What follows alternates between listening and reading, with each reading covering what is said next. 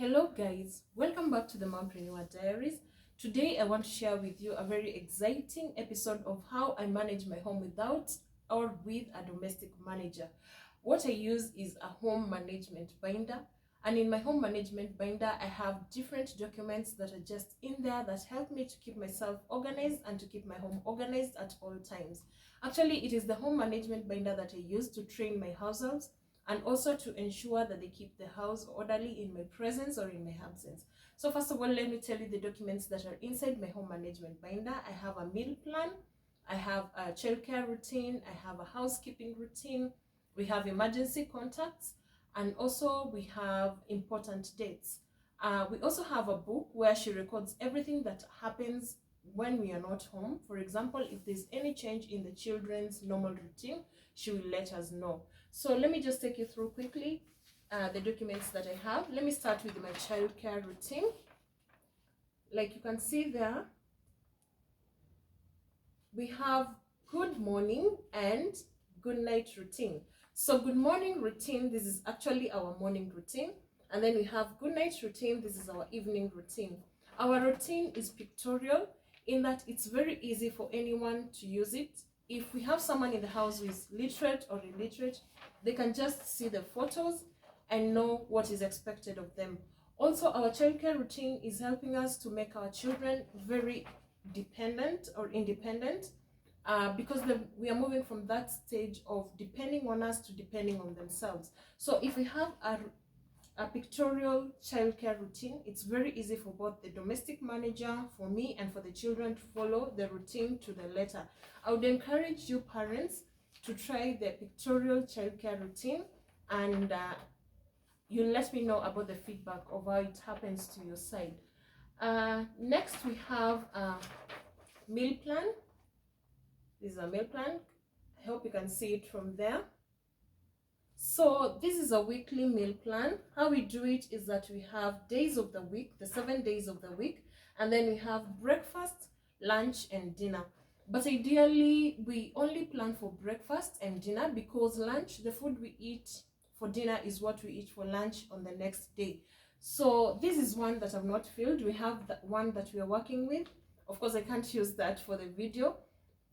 But it's very easy to come up with a meal plan. One of the challenges we have as women is that sometimes you're in a meeting and then they want to know what are we eating for dinner, how does it go. So to avoid all that mess, please have a meal plan in your home management binder. Next we have, you can see I have 2 meal plans blank.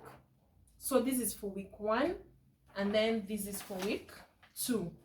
So what we use on week 1, we use for week 3, and what we use for week 2, we use for week 4. So that is an entire month of meal planning.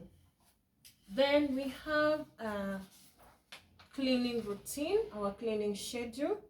This is a daily cleaning routine, but under each of them, we have our monthly cleaning routine.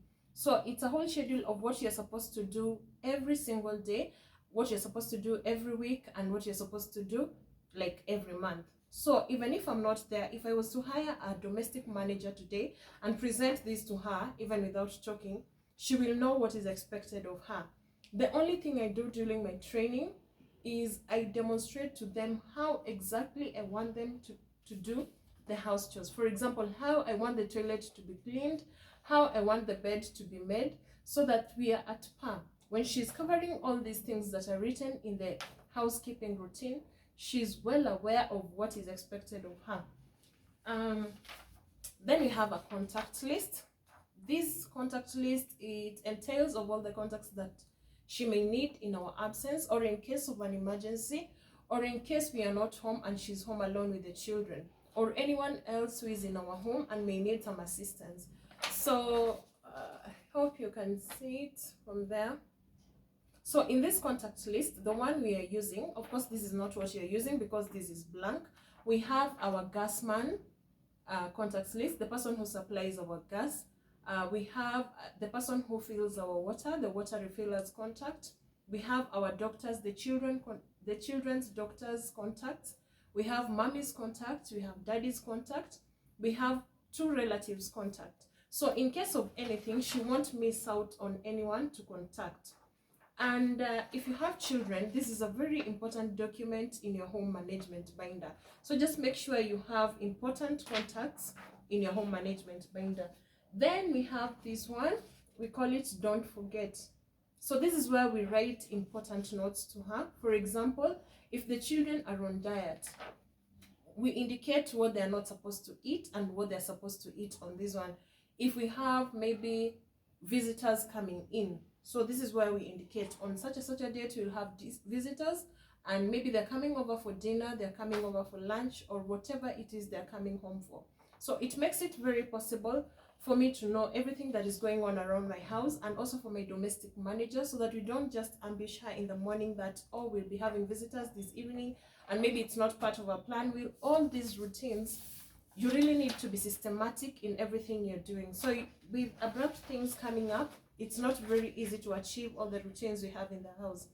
And also something that is not here that we have a book whereby she indicates, like I had mentioned earlier, she indicates everything that happens out of the norm.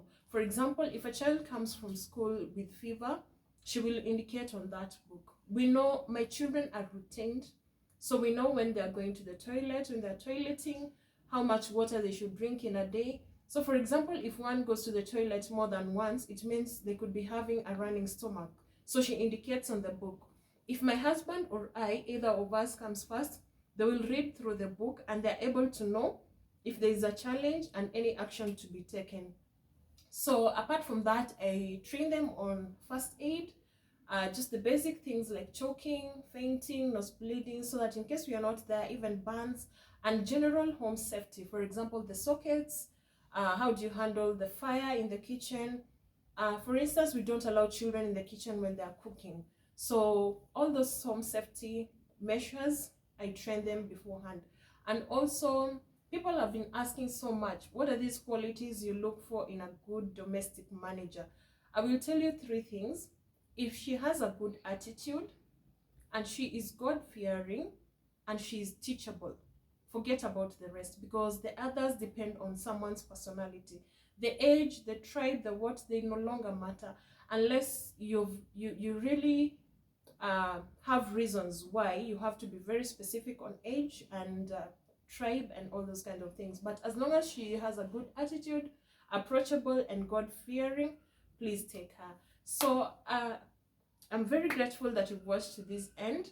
For this and more content, I do content on homemaking, home management, domestic managers, and general things about our homes and motherhood.